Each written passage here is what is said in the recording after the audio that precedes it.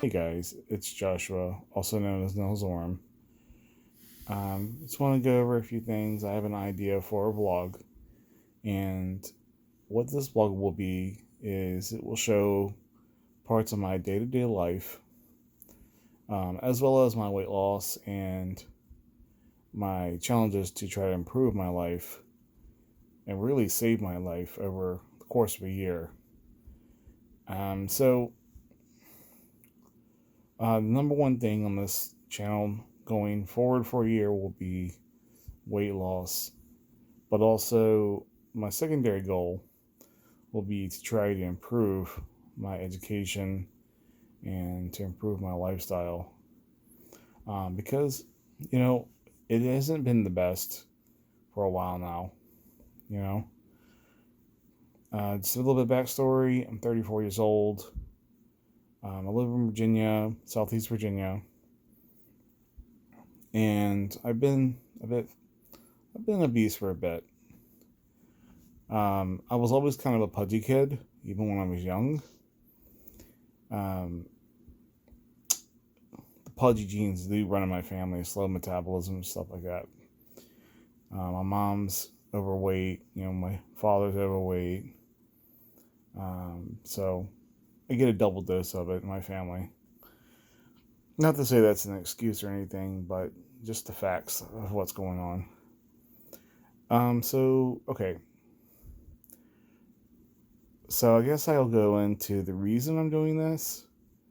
Obviously, not just to improve my health, but I do have specific reasons for why I want to do this, and I'll explain them to you. So 2016, I was coming off work one night, and it was about midnight because I work crazy hours, sometimes double shifts. And I was coming off work at midnight. I got home around 12:30, and then from 12:30 came home, went and lay in the bed, and fell asleep.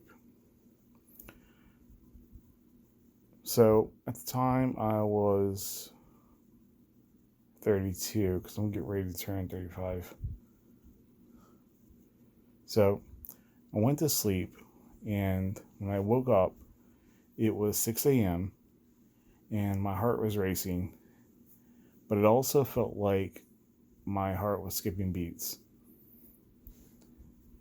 Now, I've had, if you have a skip in your heart, it's known as what's called a preventricular contraction, and it's fairly common for people to feel it.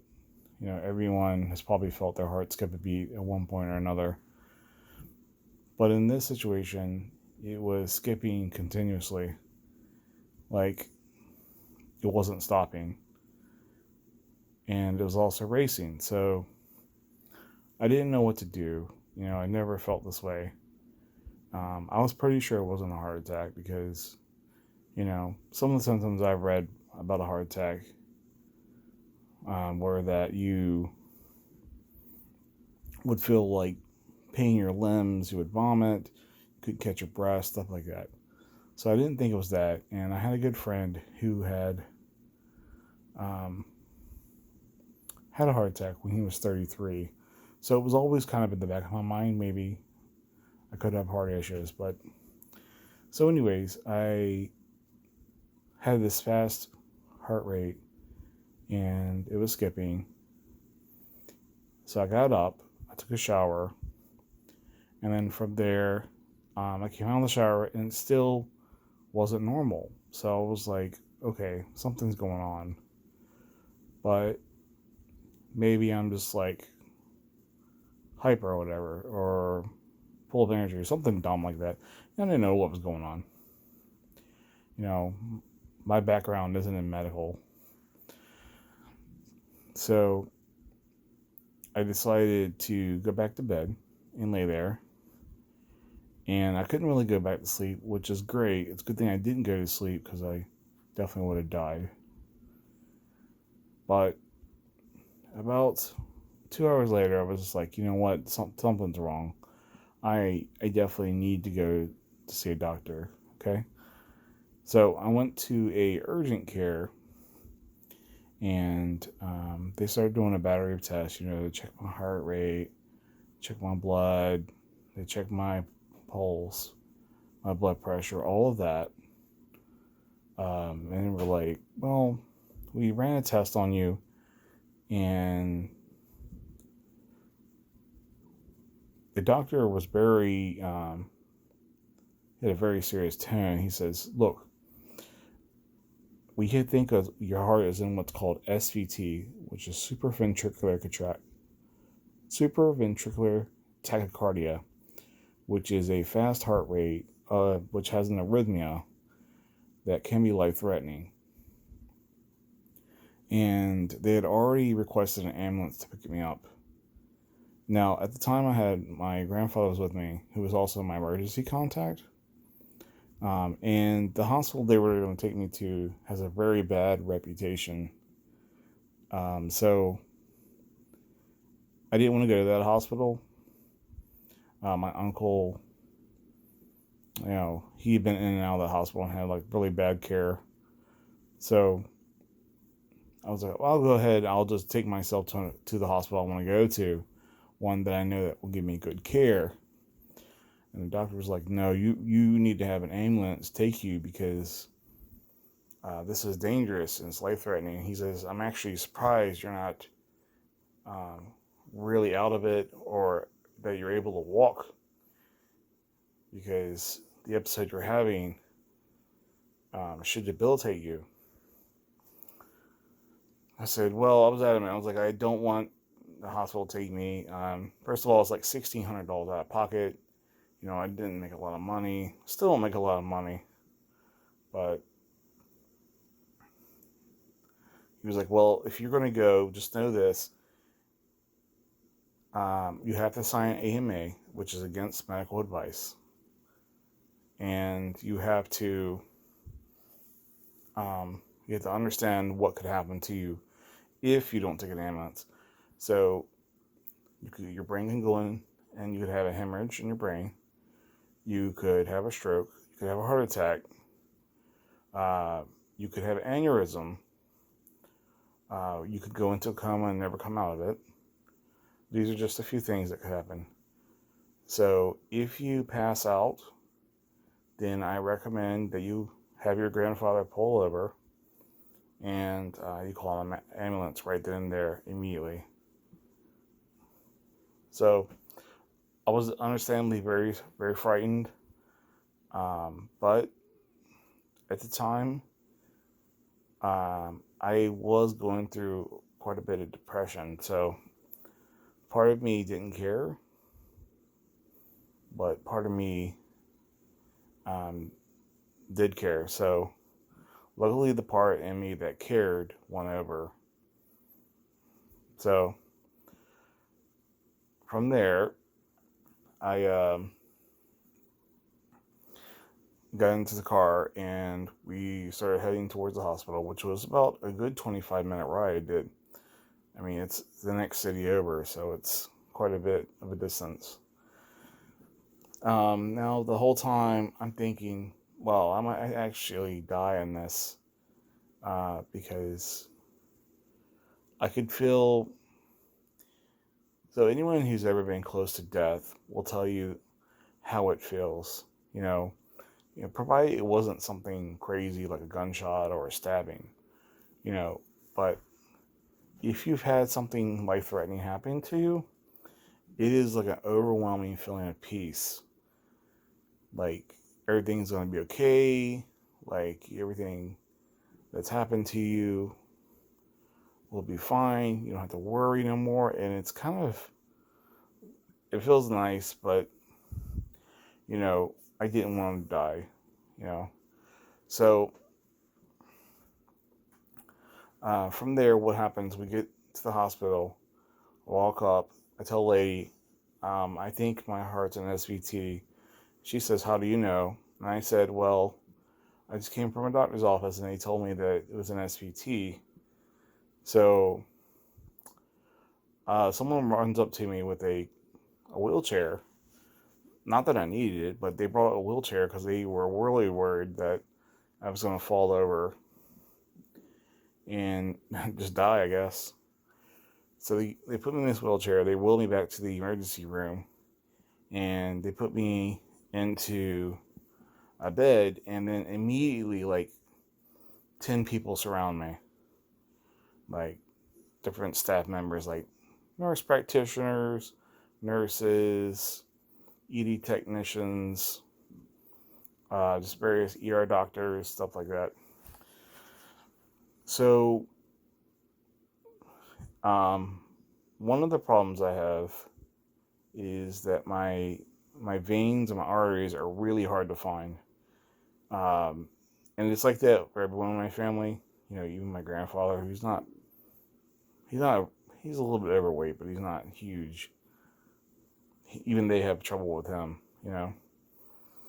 So they're looking around, they're looking for a place to put in this needle, and they were like, look, the doctor's like, look, we don't have time for us to wait. Go ahead and put in a central line, which basically meant that they put in a IV into my jugular vein, my jugular, like my throat. And the problem is you can't really bend your neck after they put that in because, um, you know, it could dislodge it. And that's a very dangerous place to put in an IV. So I had to turn my head to the left. And at right about that time, they wheeled in a crash cart. So a crash cart is what they use to restart your heart. If your heart stops beating, they shock it back into its rhythm. Now, my head was facing that shock cart, that crash cart, because of the way they had the IV in my neck. I couldn't turn my head. And they started giving me medication. And at the same time, they brought in an ultrasound machine because they wanted to ultrasound my heart and find out what was going on. You know, so when they started doing the ultrasound, they realized that they can't really see it because I assume it's because of layers of fat or, you know, bone or whatever. I don't know. I really don't know the real reason, but they tell me they're going to have to inject me with a dye, but it is radioactive. So they're like, look, you're going to feel really horrible for a minute. And I was like, I don't know about this, but they have to do what they got to do. So they inject me with it. The first time they do it, nothing happens. Feel nothing. They're like, we're going to have to do this again. And I'm like, all right. And when they gave me this stuff the second time, it was like liquid fire going through all of my arteries. It was the worst possible feeling I've ever felt in my life. I felt so bad, and it only lasted like 3 seconds. But I would probably think it's like what chemotherapy people feel whenever they get their shot of chemotherapy. It made me feel awful. Like, it made me feel like I wanted to die. Like, it was so bad. So they had me on this monitor, and they checked my heart rate, and my heart rate is bouncing from 130 to 202. 130, 202. And just to give you an idea of how dangerous that is. So, to get your maximum heart rate, you're supposed to take, I think it's 215 or 225. Maybe it's 200. And you're supposed to subtract your age from it. That's supposed to give you your maximum heart rate. And so, for me, my maximum heart rate at 32 would have been 168. But it was going well beyond that. You know, it was going like 202. So they were really, really concerned. So they started giving me medicine, and they told me, look, we're going to have to shock your heart back in the rhythm, which is pretty frightening. You know, just think about it. You're awake this whole time, and they're telling you you're going to have to get your heart shocked back in the rhythm. That's crazy. What they call a cardiovert. Luckily, they didn't have to do that. They gave me the medicine, and it started bringing my heart rate down. And they were like, look, you have what's called atrial fibrillation, or AFib for short, with RVR. And so they're like, there's only a few things that cause this. Number one would be if you have high blood pressure, which I don't have high blood pressure. I've been tested for that. Another thing that can cause it would be diabetes, which I don't have diabetes. Third thing would be cholesterol. I'm too young for cholesterol, essentially, according to my doctor. So they checked it though, but there's no cholesterol. Fourth thing would be a structural defect in my heart, like a mitral valve or one of the arteries or one of the chambers of my heart not functioning correctly. That wasn't it either. Fifth thing would be if you were having trouble with sleep apnea. And there was one other thing I don't remember. So we're like, you think it's sleep apnea that caused it because you awoke from a sleep with it. And I was like, okay. So they were like, we're going to have to put you in with a doctor to do a sleep test. So I was like, all right. So they keep you overnight when you have a situation like that. So they want to see how you are going to work and see if you go back into it. And they also assigned me a cardiologist, which I have to see. So, and I have to follow up my primary care, which at that point I hadn't seen my primary care in years. There just wasn't a reason. I didn't care to go see a doctor. I've always been the kind of person like, if you're not sick, you don't need to go, right? That's how I've been, which probably wasn't the best, but anyways, going forward.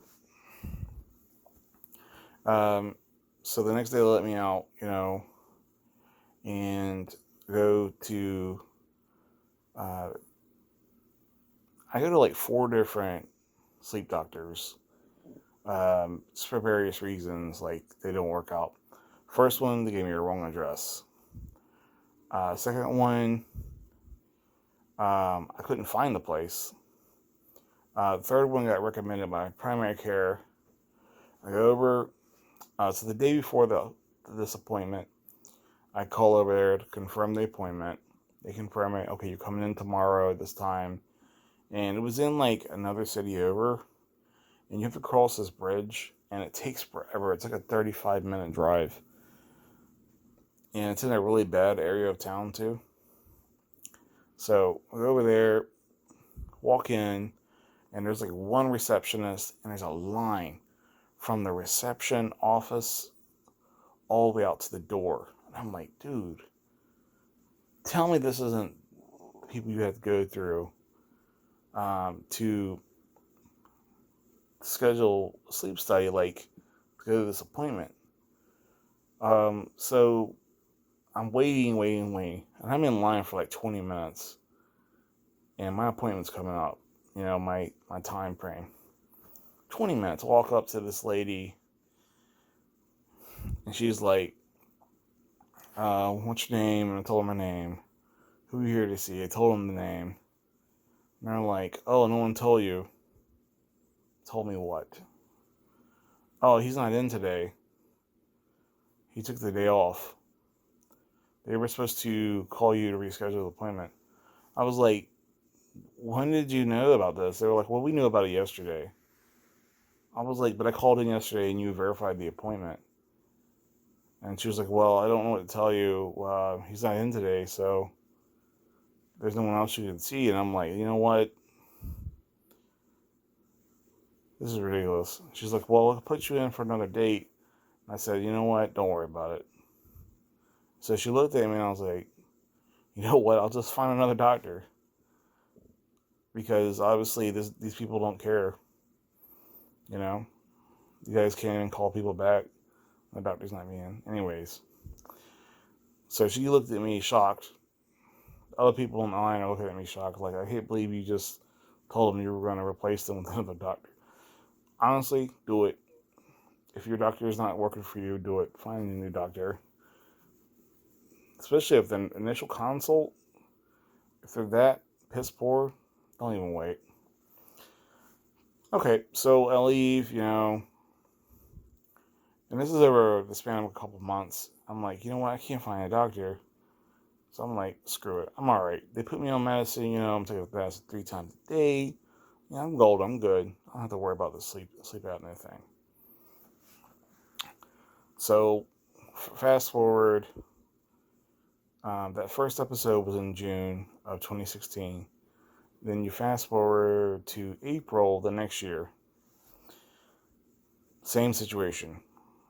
Working, get off at midnight on Sunday, come home, go to sleep, wake up, heart's beating fast, skipping beats again.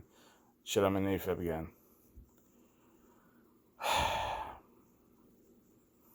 So I have to go back to the hospital, and I already know this. So we go to the hospital, walk in, tell them, look, I'm in AFib, like I have to see a doctor.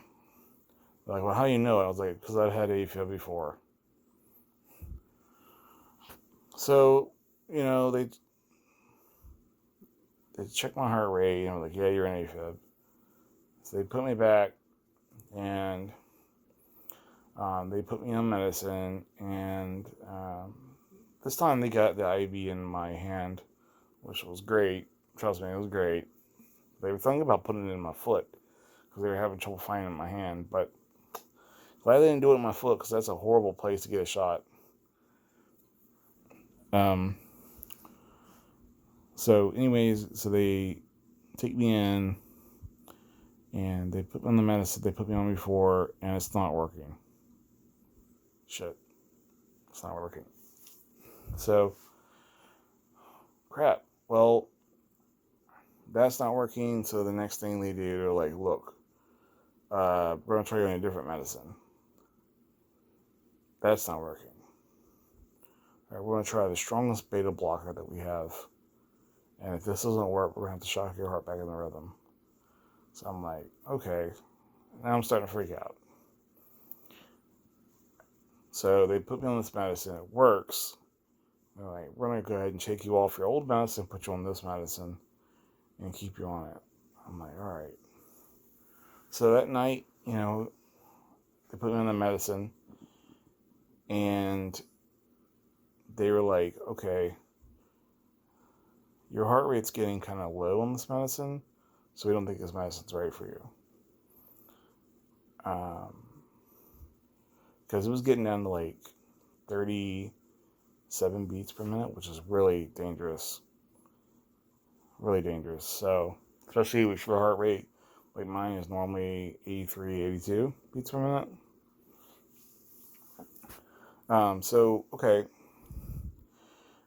So I decided not to put me on that, put me on something else.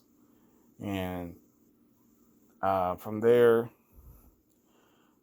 my heart rate is still going pretty low. And they're like, we're really concerned. You stopped breathing at one point for 3 seconds. Now, the problem is, I can't sleep on my back. I've never been able to sleep on my back. Like, I have trouble breathing on my back, even when I was young. Like, I can't stand to be on my back. I've always been a side sleeper. So, with that being said, this is fast forwarding to Wednesday now. And they're like, look, we're going to keep you one more night. And just see how you do on this medicine. Make sure it works for you. So they put me on this medicine, this new medicine. And so that night, they're like, look, your heart rate is still going low, and we're super concerned about it. Okay. And they're like, we're thinking about putting a pacemaker in you. I'm like, pacemaker? I'm like 32 years old. What do you mean? Nurse is like, we put them in people as young as they're like 19, 18. You know, we put pacemakers in anyone at any age, but we think you need one because your heart rate's dropping so low and we're afraid your heart's going to stop beating. And the reason it was beating low is because it wasn't getting enough oxygen. So it was slowing down. It wasn't keeping pace. So I was really against that. And they had pulled me off food that night, and they were like, we're going to keep you off food in case we have to do surgery. And I was really against getting a pacemaker because, for one, I don't like the idea of having open heart surgery, you know. It's not really open heart surgery, but it's very scary having heart surgery. And you definitely don't want to have heart surgery if you can avoid it. I mean, there's a lot of like health issues you can get from that. So I didn't want to get it, but then I was rolling around the back of my head that my grandfather's brother, they told him he would have to get a pacemaker when he was in his 50s, and he didn't get it. He flat out refused to get it, and because of that, like 2 weeks later, he died of a heart attack. It killed him. But I don't know if it was the same situation, but whatever. Anyways, so they decided, give me one more chance. They did the sleep test. They sent me out with the doctor. Go see this doctor, do a sleep test. And she was like, you definitely have severe obstructive sleep apnea. And that's what's causing you to not be able to breathe so well at night, which is causing you to go into atrial fibrillation.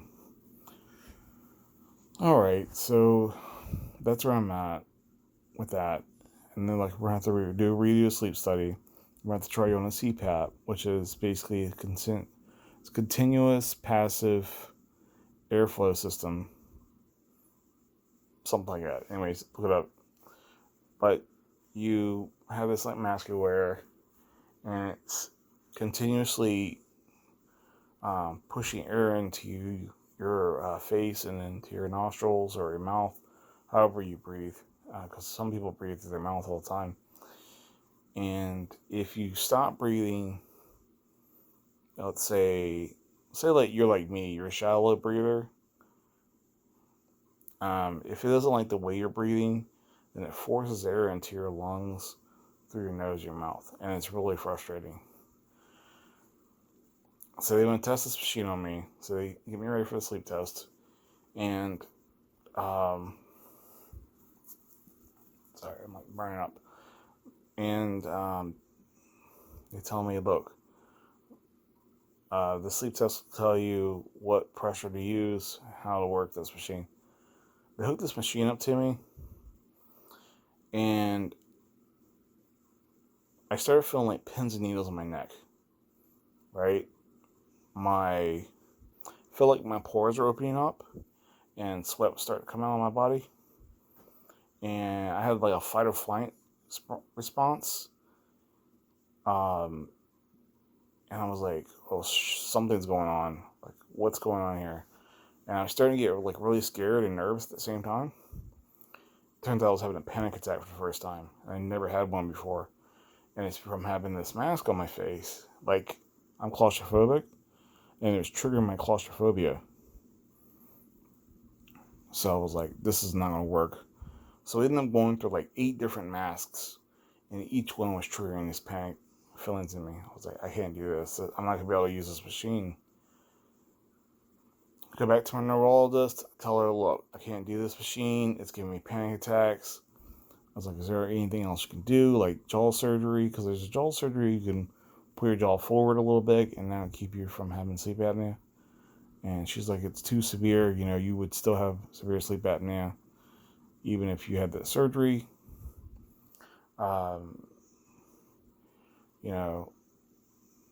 there's like a sling thing you can put around your face. If you ever watch like Jason Nash on YouTube, he wears one sometimes, and it keeps him from swallowing his tongue. But they didn't recommend that. They were like, the only thing we could really recommend to you is a CPAP or bariatric surgery. And at the time, I was like, screw that. I don't want bariatric surgery.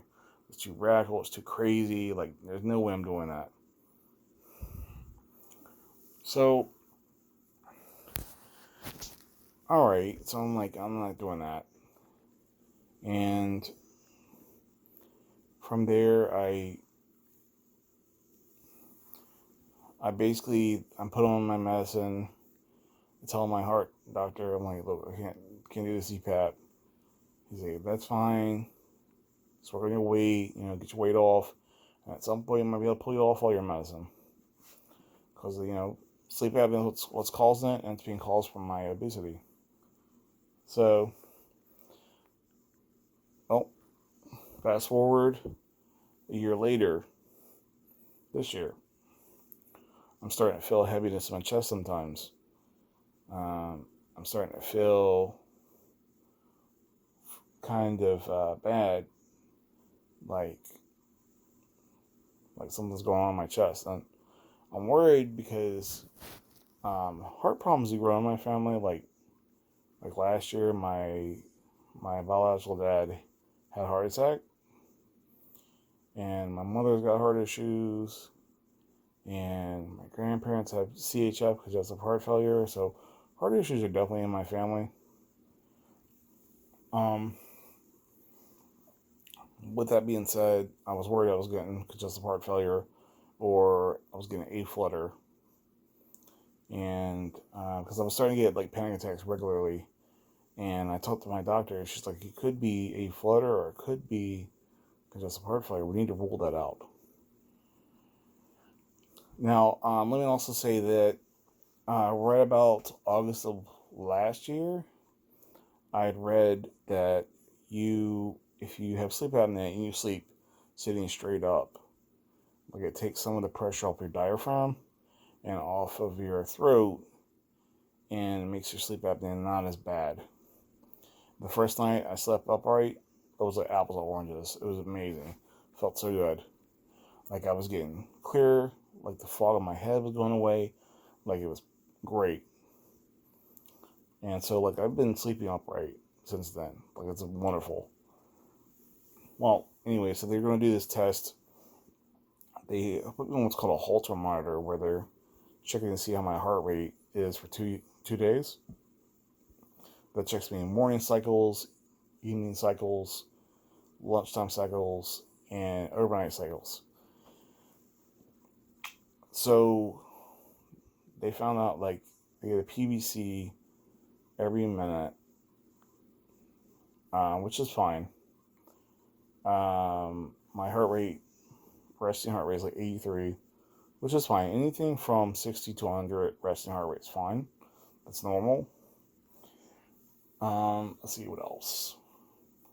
Sometimes my heart, the heaviness I was feeling is a heart rate called, I think, D-Tech or V-Tech, where it's an arrhythmia, but it's not, in my case, it's not life-threatening. It's normal. Like my heart goes right out of it. But the only alarming thing was like my heart rate is still dropping down to 38.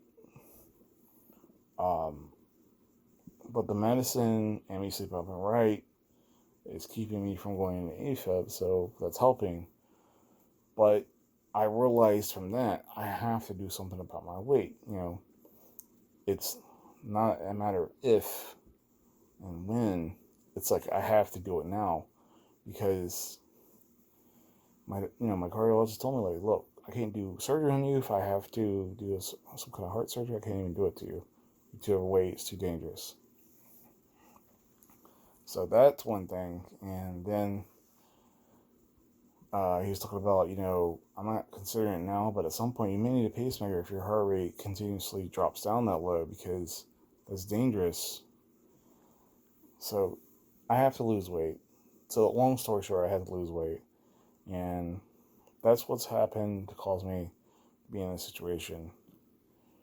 Um, so what I want to do is I've really been inspired by Jason Mewes, which is um, he also probably known as Jay from Jay and Silent Bob. And he was a heroin addict for a long time. And one of the things that helped him get back on the straight and narrow and become sober was because he had to, he did a podcast with uh, Kevin Smith, and he talked about his struggles with addiction, and that helped him get his life on straight. Because the people in his audience were invested in him and kept him on straight and narrow. They asked him how many days sober and how he was doing, stuff like that. That's sort of the kind of thing I want to do. I don't want to have the audience that he has, but I want to hold myself accountable to you guys. I want to lose this weight. I want to save my life. And to do it, I'm willing to go to the extremes. And I've got to do whatever I can to lose this weight because I don't want to die at 34. One of the things complicating this whole thing is my ankle. My right ankle, I damaged it about last year. Last year in October, I hurt my ankle pretty bad. I was walking and I was in the mountains and I was on uneven terrain and I rolled to the right because I stepped and part of my foot went lower than the other foot and it caused me to roll to the right. And I almost snapped my ankle. It was really bad. But a year later, it still gives me trouble, especially in cold weather. There may be some kind of damage to it. The reason I tell you this is because I can't walk a lot on it because it starts to hurt really bad. So that's made exercise a bit of a challenge. Also because of my weight, my right knee will give out sometimes. So another thing that's challenging for me. Apart from that, apart from my sleep apnea, my heart rate's normal. My heart beats normal. There's no problems with the flow or anything. So let's go through a few things, and I'll just show you a couple things. Also, in addition to my weight, I do want to read a book per week. And so, the first book that I'm going to read this week is Adulting 101. That's what it looks like. And the reason I want to learn that is because my parents really didn't do a very good job raising me. And I feel like I left out a lot of things in my life. So I want to try to read what I can. And to do that, improve my life with my health, but also to improve my life with knowledge for the next year. I want to document the books that I read, document my weight challenges, and go from there. So what I'm going to do next is I'm going to cut this video. Okay, so just to show you my weight, the scale goes up to 440, and it shows you error. So that means it's basically 445. Alright, so sorry, I know this vlog is going to be kind of long, but I wanted to give you sort of a detailed account as to what I'm trying to do. So let's go through a little bit more.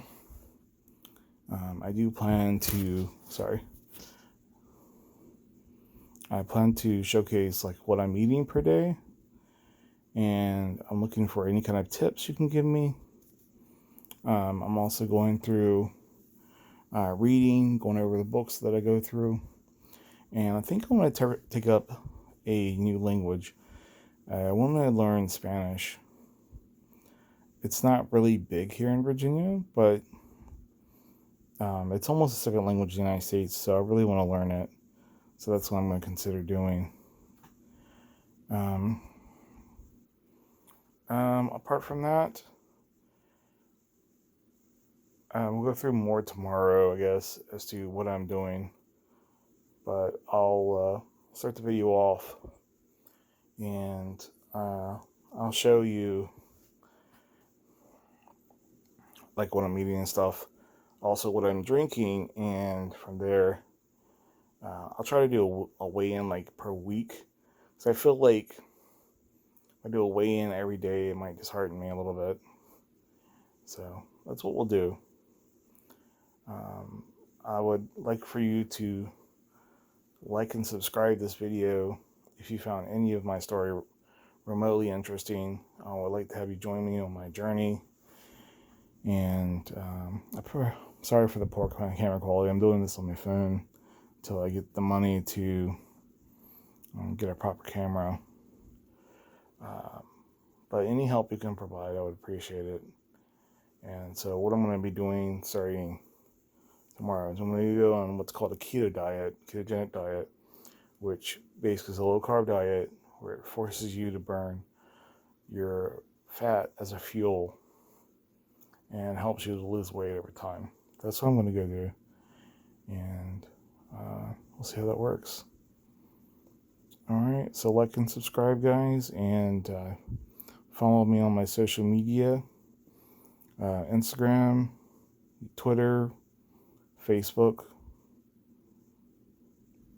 Just look for Nelzorm, you'll find me. I'm probably even on Snapchat, but I don't use it, so don't bother adding me. All right, and